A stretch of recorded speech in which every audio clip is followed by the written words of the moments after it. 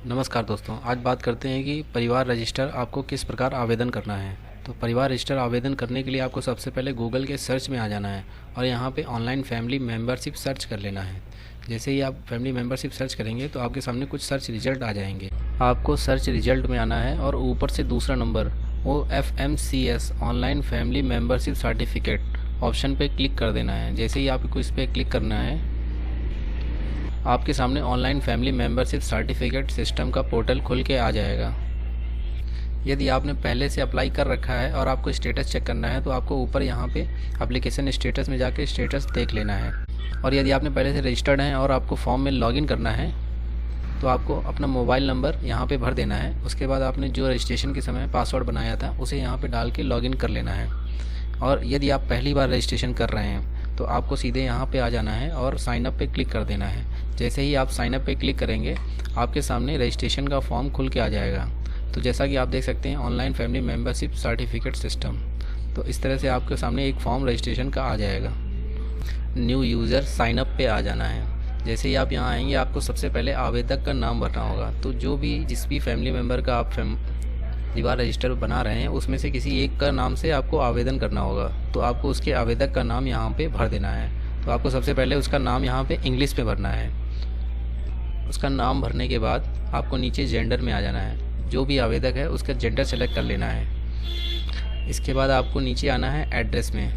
जो भी आवेदक का एड्रेस है आपको यहाँ सामने उसका भर देना है। आवेदक का एड्रेस भरने के बाद आपको नीचे सिटी, तो जिस भी शहर से आप आवेदन कर रहे हैं तो आपको अपना सिटी भर देना है। जैसे इस केस में आप देख सकते हैं कि सिटी भरा हुआ आ रहा है। उसके बाद आपको ईमेल पे आ जाना है और आपको एक ईमेल आईडी आपको यहाँ भरनी होगी। तो आपको अपने मोबाइल पे आप ईमेल आईडी यूज़ करते हैं उसको यहाँ भर लेना है और आपको एक मोबाइल नंबर यहाँ पे डाल देना है। कोशिश करना है जो मोबाइल नंबर आपका चालू हालत में हो उसे आप यहाँ एक भर लें। आपको इंटर पासवर्ड में आ जाना है और आपको 7 से 10 कैरेक्टर का अपना पासवर्ड बना लेना है। फिर आपको नीचे आना है कन्फर्म इंटर पासवर्ड, तो आपको अपना वही पासवर्ड फिर से यहाँ पे भर देना है। इसके बाद आपको इंटर सिक्योरिटी की में आना है और यहाँ से सिक्योरिटी की देख के सामने ऑप्शन में भर देना है। इसके बाद आपको नीचे क्रिएट अकाउंट पे टिक कर देना है। जैसे ही आप क्रिएट अकाउंट पे टिक करेंगे उसके बाद आपको सीधे लॉगिन पेज पे आ जाना है। जब आप लॉगिन पेज पे आएंगे तो आपके सामने इस तरह से लॉगिन ऑप्शन खुल के आ जाएगा। तो आपको रजिस्ट्रेशन के टाइम पे जो आपने रजिस्टर्ड मोबाइल नंबर किया था उसे आपको लॉगिन आईडी के तौर पे यहाँ डाल देना है। उसके बाद आपको रजिस्ट्रेशन के समय बनाया हुआ पासवर्ड आपको यहाँ सामने पासवर्ड में डाल देना है। आपको ध्यान रखना है कि आईडी पासवर्ड आपके मोबाइल पे और ईमेल पे मैसेज के तौर पर चला गया है। आप चाहें तो अपना आईडी पासवर्ड वहाँ से भी देख सकते हैं। इसके बाद आपको लॉगिन कर लेना है। जैसे ही आप लॉगिन में क्लिक करेंगे आपके सामने एप्लीकेशन फॉर्म खुल के आ जाएगा। जैसा कि देख सकते हैं कि मैंने लॉगिन कर लिया है तो मेरे सामने इस तरह से डैशबोर्ड खुल के आ गया है। आपको सबसे पहले अपनी ईमेल आईडी वेरीफाई करनी होगी।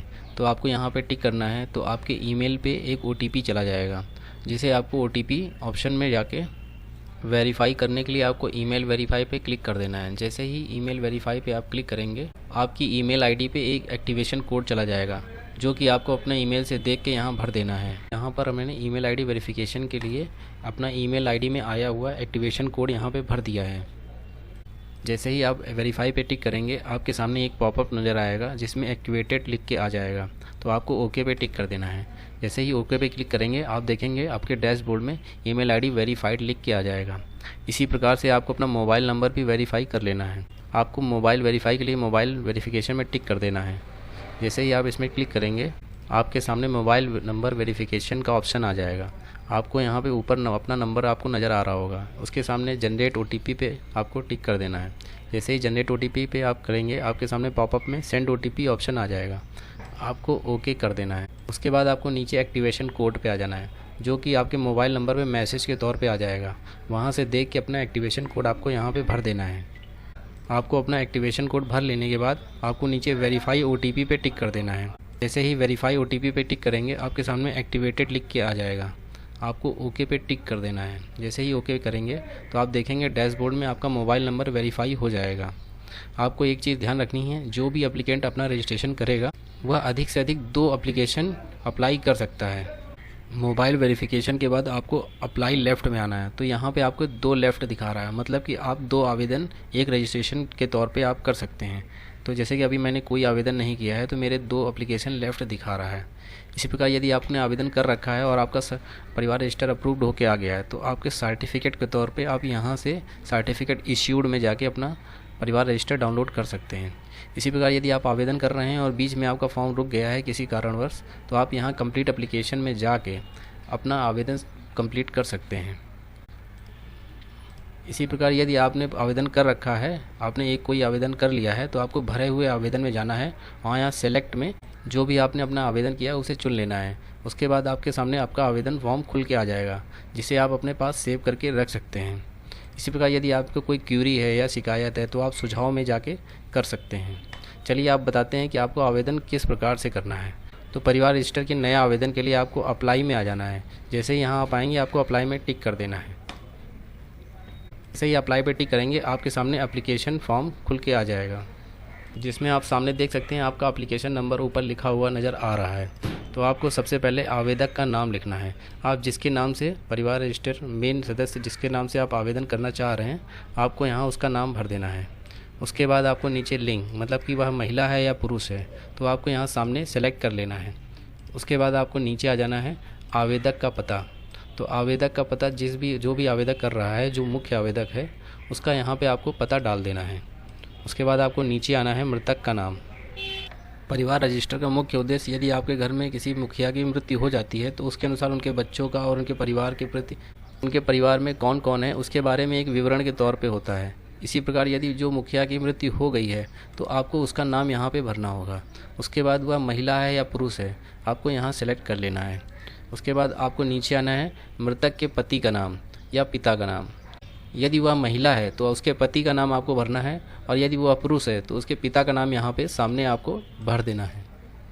इतना करने के बाद आपको मृत्यु का दिनांक जिस भी परिवार के सदस्य की मृत्यु हुई है उसके मृत्यु की दिनांक आपको यहाँ पे भर देना है जो कि उसके डेथ सर्टिफिकेट में आपको मिल जाएगी।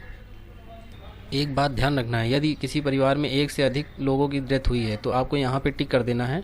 तो आपके सामने एक ऑप्शन खुल के आ जाएगा। तो आपको ऊपर जिस मृतक का नाम आपने भर दिया है उसको छोड़कर आपको बाकी बचे हुए मृतकों की संख्या और उनका नाम सहित आपको यहाँ डिटेल भर लेनी है। और यदि आपके परिवार में एक ही लोगों की मृत्यु हुई है उनकी डिटेल भरनी है तो आपको यहाँ 8 नंबर पर टिक नहीं करना है। आपको नीचे आ जाना है और परिवार के सदस्यों का विवरण आपको यहाँ पर भर लेना है। यदि ऊपर किसी पुरुष की मृत्यु हुई है तो उनके नीचे यहाँ पे पत्नी का नाम भर देना है। पत्नी का नाम भरने के बाद यहाँ पे आपको पत्नी सेलेक्ट कर लेना है। फिर आपको आधार कार्ड से देख के उनकी आयु भर लेनी है और महिला पुरुष में से अपना सेलेक्ट कर लेना है। यदि उनके परिवार में एक से अधिक सदस्य हैं तो आपको नीचे जोड़े में क्लिक कर देना है। और यदि जैसे उनके घर में बेटा या बेटी और भी हैं तो उनके पुत्र तो आपको यहाँ पर उसका नाम भर देना है। उसके बाद पुत्र है तो यदि उसको पुत्र को सिलेक्ट कर लेना है। पुत्र सेलेक्ट करने के बाद यहाँ पे नीचे उसकी आयु में उस आधार कार्ड से देख के उसकी आयु भर लेनी है और सामने उसका महिला या पुरुष तो आपको पुरुष सेलेक्ट कर लेना है। उसके बाद आपको नीचे आना है। यदि उनकी एक पुत्री भी है तो आपको यहाँ नीचे आ जाना है, जोड़े में क्लिक कर देना। जैसे ही आप जोड़े पे टिक करेंगे नीचे वहाँ पे कॉलम में उसके पुत्री का नाम भर देना है। पुत्री का नाम भरने के बाद आपको पुत्री का सिलेक्ट कर लेना है। उसके बाद आधार कार्ड से देख के उसकी आयु भर लेनी है। आपको आगे आ जाना है, महिला या पुरुष में आपको सेलेक्ट कर लेना है। इसी प्रकार से आपको उनके परिवार के सदस्यों की डिटेल भर लेनी है। यदि उनके घर में 4 बच्चे हैं, पैतृक चारों बच्चों का नाम आपको भरना पड़ेगा। आपको परिवार के सदस्यों का विवरण भरते समय आपको पुत्र और पुत्री का विवरण भरना है, ना कि बहू या दामाद का डिटेल आपको नहीं भरनी है। आपको जितने भी सदस्य हैं आपको जोड़े पे क्लिक करते हुए सारी डिटेल भर लेनी है।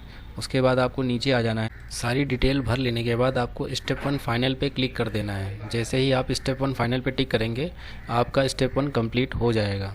आपके सामने एप्लीकेशन सबमिटेड करके पॉपअप आ जाएगा। आपको ओके पे टिक कर देना है। जैसे ही आप ओके पे टिक करेंगे वापस से आप अपने डैशबोर्ड पे आ जाएंगे। आपको अपना स्टेप 1 कंप्लीट करने के बाद अपना फॉर्म कंप्लीट करने के लिए आपको कंप्लीट एप्लीकेशन में आ जाना है। जैसे ही आप कंप्लीट एप्लीकेशन में टिक करेंगे आपके सामने अपलोड डॉक्यूमेंट्स का ऑप्शन आ जाएगा। आपको आवेदन संख्या चुने पे आ जाना है। जैसे ही आप आवेदन संख्या चुने पे आएंगे आपके सामने जो भी अभी आपने एप्लीकेशन का अपना स्टेप 1 कंप्लीट किया है उसके नंबर लिख के आ जाएगा। तो आपको यहाँ उसे सेलेक्ट कर लेना है। सेलेक्ट करने के बाद दस्तावेज के प्रकार तो आपको यहाँ टिक कर देने हैं। तो आपको ये सारे जो लिस्ट आपको नज़र आ रही है ये डॉक्यूमेंट्स अपलोड करने हैं। 1 बाय 1 आपको अपलोड करने होंगे। तो यहाँ पे एक बात ध्यान रखनी है तो आपको उसका यहाँ डिटेल आपको भरनी होगी। आवश्यक जो दस्तावेज है वो आपको जेपीजी और पीएनजी फॉर्मेट में ही अपलोड करने हैं, तथा जो भी डॉक्यूमेंट आप स्कैन करके अपलोड करेंगे वह 300 केबी से अधिक नहीं होना चाहिए। चलिए आपको अब हम बताते हैं किस प्रकार से आपको डॉक्यूमेंट अपलोड करने हैं। तो आपको सबसे पहले क्या करना है, ऊपर आ जाना है और आइडेंटिटी डॉक्यूमेंट, आपको आइडेंटिटी डॉक्यूमेंट यहाँ सेलेक्ट कर लेना। उसके बाद जो भी डॉक्यूमेंट आप अपलोड कर रहे हैं उसकी डिटेल यहाँ लिखनी है, जैसे कि पैन कार्ड है या आधार कार्ड है, जैसे कि मैं आधार लिख देता हूँ। उसके बाद आपको नीचे आना है चूज़ फाइल पे। चूज़ फाइल में आने के बाद आपको यहाँ पे आवेदक की आईडी सेलेक्ट कर लेनी है और ओपन कर देना है। जैसे ही आप ओपन पे टिक करेंगे आपकी फ़ाइल सेलेक्ट होके आ जाएगी और आपको ऊपर उसकी आईडी की डिटेल का नाम यहाँ लिख देना है, जैसे कि पैन कार्ड है या आधार कार्ड है, क्या अपलोड कर रहे हैं। इसके बाद आपको अपलोड पे टिक कर देना है। जैसे ही आप अपलोड पे टिक करेंगे आपका डॉक्यूमेंट पॉपअप में लिख के आ जाएगा कि अपलोडेड, आपको ओके कर देना है। इसी प्रकार आपको वापस से चुने पे आना है और वापस से आपको वही एप्लीकेशन नंबर सेलेक्ट कर लेना है। उसके बाद आप देखेंगे तो नीचे आपका आधार कार्ड अपलोडेड के तौर पे आ जाएगा और यदि आप इसे डिलीट करना चाहते हो तो डिलीट कर सकते हैं। अब आपको नीचे आना है और यहाँ पे एफिडेविट, आपको यहाँ पे एफिडेविट सेलेक्ट करने के बाद आपको यहाँ आ जाना है, एफिडेविट यहाँ लिख देना है। उसके बाद चूज़ फाइल में जाके आपको एफिडेविट की फ़ाइल चूज़ कर लेनी है और ओपन कर देना है। तो आप देखेंगे कि आपकी फ़ाइल सेलेक्ट होके आ गई है। अब आपको अपलोड पे टिक कर देना है। जैसे ही आप अपलोड करेंगे तो आपके सामने अपलोड होके आ जाएगा, आपको ओके कर देना है।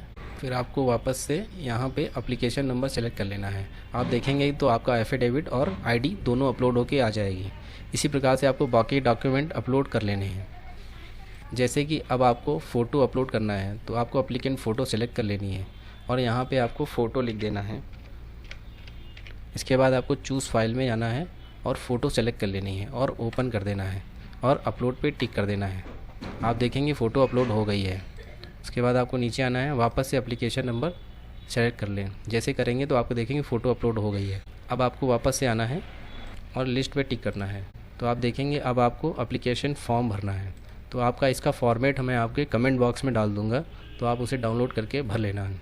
इसी तरह आपको एप्लीकेशन फॉर्म सेलेक्ट कर लेना है और यहाँ दस्तावेज़ के सामने आपको एप्लीकेशन लिख देना है। उसके बाद नीचे चूज़ में आना है और जो भी आपने डॉक्यूमेंट स्कैन कर रखे हैं उसमें एप्लीकेशन को आपको सेलेक्ट कर लेना है और ओपन कर देना है। इसके बाद आपको अपलोड पे टिक कर देना है। जैसे ही आप अपलोड पे टिक करेंगे आप देखेंगे आपकी एप्लीकेशन फ़ाइल अपलोड होके आ जाएगी। इसी प्रकार आपको आगे आना है। इसी तरह से आपको यहाँ पे मृतक का डेथ सर्टिफिकेट सेलेक्ट कर लेना है। बाद आपको नीचे डेथ सर्टिफिकेट लिख देना है। उसके बाद आपको चूज़ फाइल में आना है और मृतक का डेथ सर्टिफिकेट आपको सेलेक्ट कर लेना है। सेलेक्ट करने के बाद आप देखेंगे कि यहाँ फ़ाइल सेलेक्ट होके आ गई है। अब आपको अपलोड पे टिक कर देना है। जैसे ही अपलोड करेंगे तो आपके सामने अपलोड ऑप्शन आ जाएगा और फाइल अपलोड हो जाएगी। अब आपको नीचे आना है, अब फिर से वापस एप्लीकेशन नंबर सेलेक्ट कर लेना है। उसके बाद आपको नीचे आना है।